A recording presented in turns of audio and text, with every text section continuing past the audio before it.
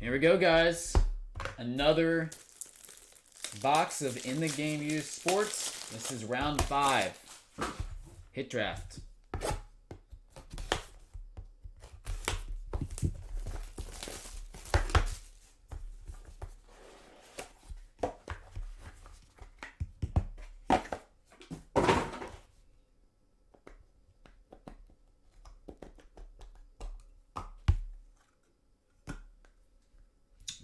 Let's see something big here. Start off with George Brett.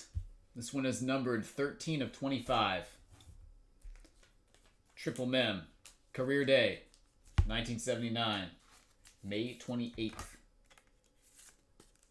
All right, next up is a Tom Seaver and Nolan Ryan.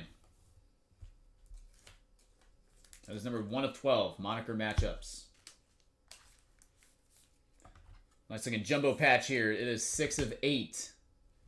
Antoine Jameson.